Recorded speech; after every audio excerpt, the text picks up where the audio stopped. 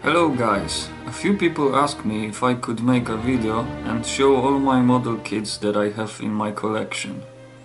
Quite recently I said I'm gonna make one when I reach 10,000 subscribers, and that happened few weeks after.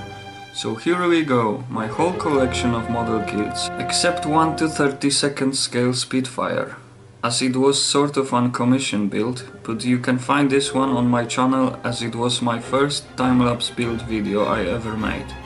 The first kit I've got when I thought about going back to modeling is F14 Tomcat by Revell. It was very terrible kit to build. The fit was just so bad I nearly gave up and bin it, but eventually I finished it and it's still on my shelf.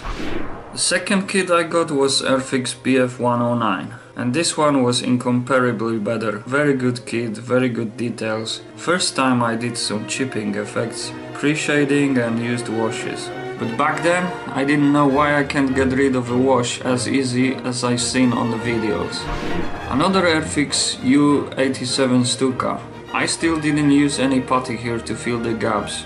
You can spot a large gap between canopy and fuselage. I also overdone some chipping here. That's the last model I used Revell Aqua acrylic paints and discovered Tamiya after. Later I used this kit to make a video on how to make simple bullet holes. Have a look. Next was a Kubelwagen and some German pilot and officer reading a map. It was a nice addition to my Bf 109 and Stuka to put next to on my shelf. A P47 Razorback from Monogram. This one I've got really cheap on eBay, not much details here. Raised panel lines didn't help this model to look good. First time I tried some post shading. Not a good idea to do in first time on such a bright base. First and only time I use rattle can for base color. I prefer airbrushing as you have more control. I think I only used that Tamiya can, because they had a quite accurate color for 0. I also done some terrible brush chipping here. These brush strokes you can see from a mile away. I'm not have a much say about this one. It could be done much better. Next I built 2 Spitfires Mk.5 from Airfix. I was finally practicing some filling and sanding with a poor result.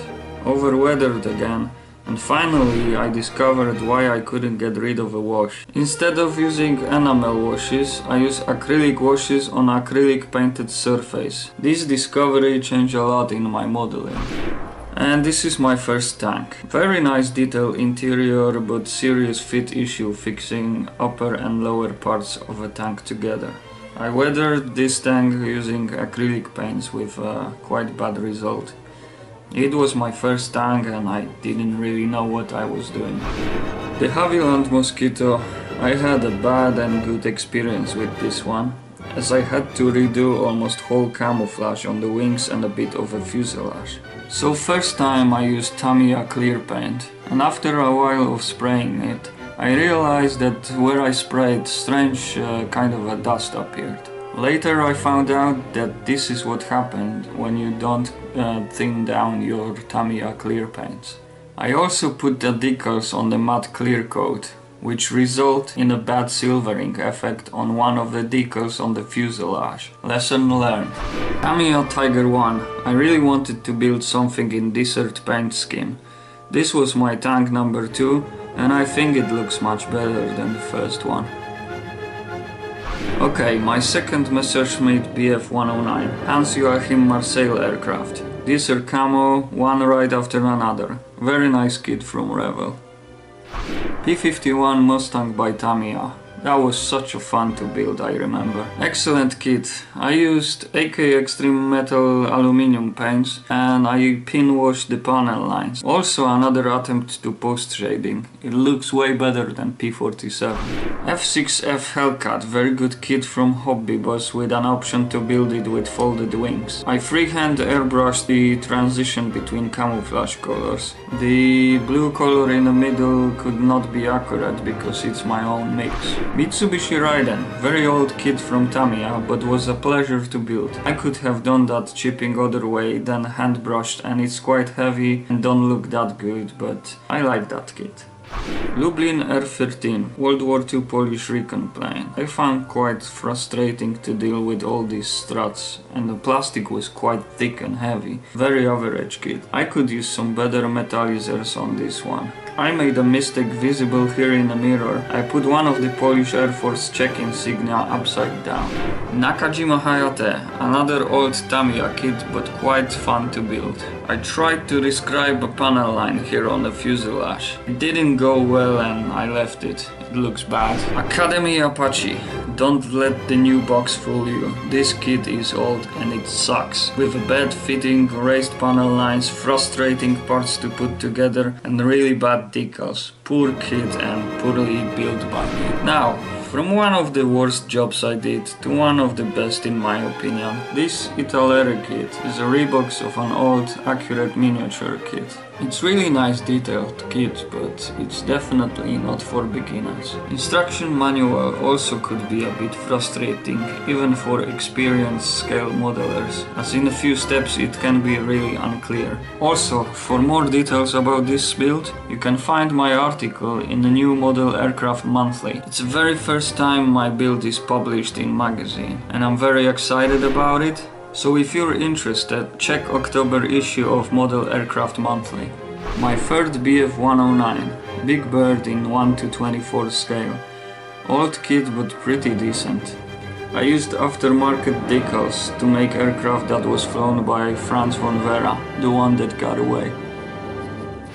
So we're coming now to my second build video that I uploaded on YouTube.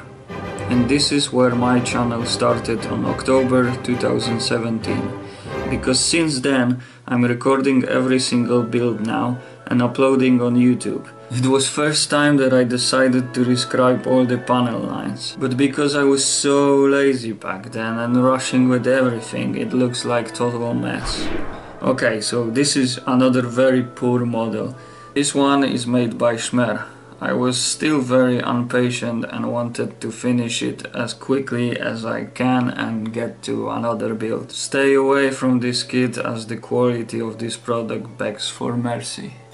This is a real vintage, 1969 mold by Revell. I got this kit last year from a person who got me into scale modeling when I was young. My uncle dug it out from his stash and sent me over from Poland as a Christmas gift. It took me around 2 weeks to complete this one. Also, it's my first model kit in 72nd scale.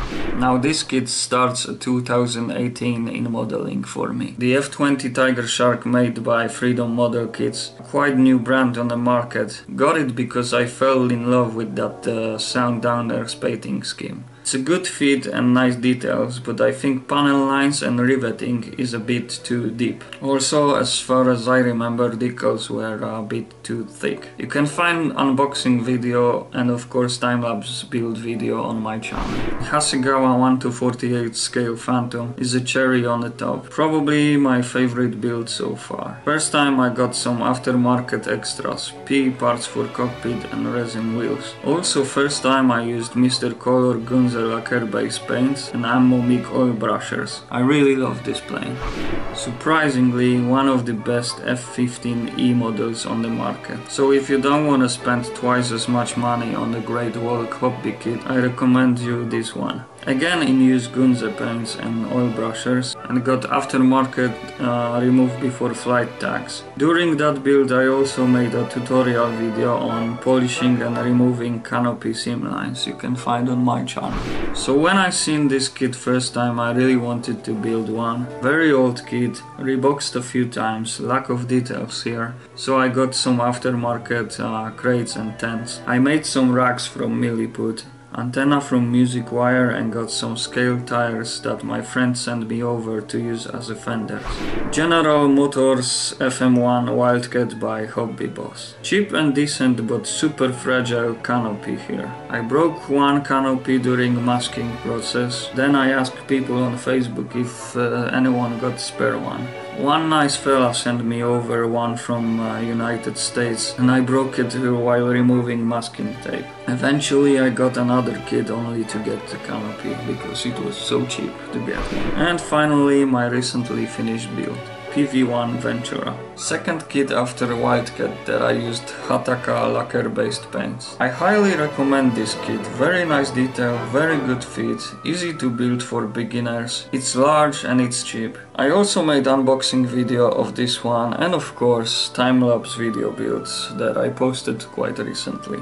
Thank you very much for watching, guys. Thank you very much for all the comments you are leaving. I'm trying to reply to any questions asked. I am really happy that Scale Hangar wanted to reach 10,000 subscribers and over 1 million views now. It's something I never expected will happen when I started uploading videos. Stay tuned, guys, as new content coming soon, including new video series, new time-lapse video featuring more aircrafts, and some 1:35 scale vehicles for the first time. I also will be working on some diorama videos soon. Don't forget to check on my article in October issue of Model Aircraft Monthly magazine, and see you on my next video, guys.